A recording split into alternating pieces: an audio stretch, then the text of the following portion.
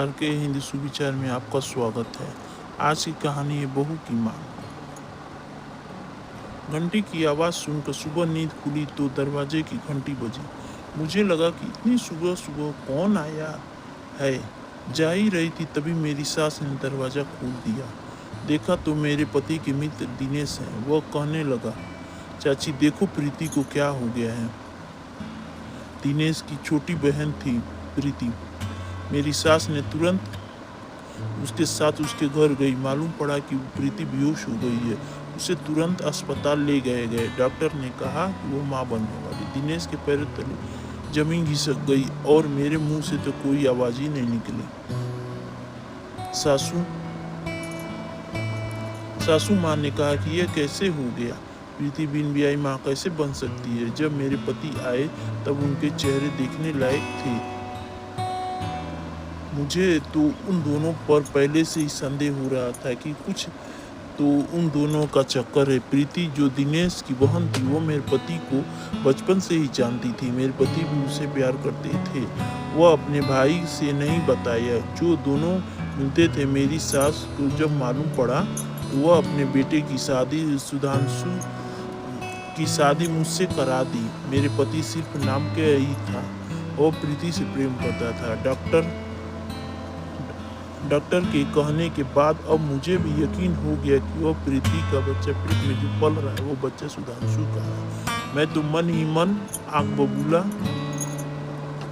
हो रही थी, पर एक मिनट के लिए शांत हुई और सोचने लगी कि मैं उन दोनों की गलती की वजह से उस मासूम का दोष नहीं है।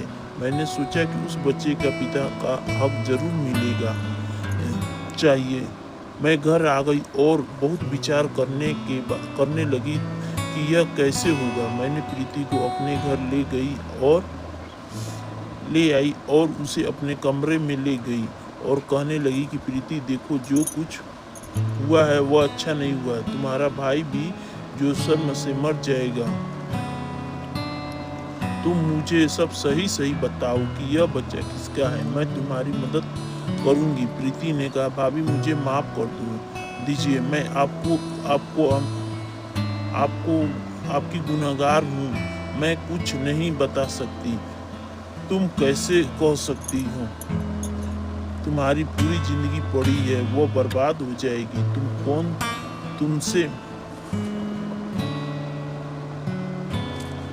कौन तुमसे शादी करेगा। नहीं भाभी, मैं अपने और इस बच्चे का ख्याल रख सकती हूँ। नहीं प्रीति, तुम सिर्फ अपने बारे में सोच रही हो, अपने भाई के बारे में नहीं सोचा। भाभी मैं क्या करूँ। मैं किसी को नहीं बता सकती।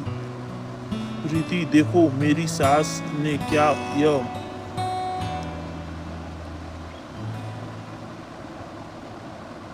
प्रीति देखो मेरी तरफ क्या है। बच्चा सुधांशु का है। बोलो प्रीति।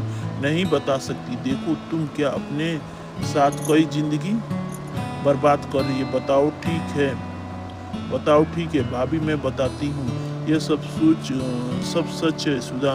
भाभी की सुधांशु का है। मुझे पता नहीं कि अब कैसे हो गया भाभी।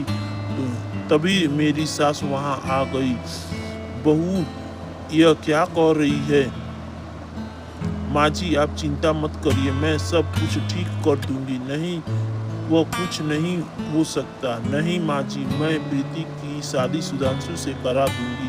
पर बहू तुम्हारा क्या होगा।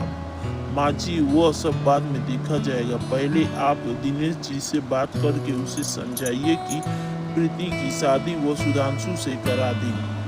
तभी दिनेश और सुधांशु वहाँ आ गए। सुधांशु की माँ दोनों से बात करके उन दोनों की शादी करा देती है। इस तरह प्रीति और उसके बच्चे को नाम मिल जाता है। इधर प्रियंका की जीवन में सूनापन आ जाता है।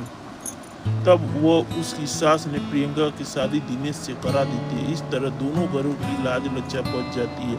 दोस्तों अगर ये कहानी आपको अच्छी लगे तो हमें कमेंट जरूर करिएगा।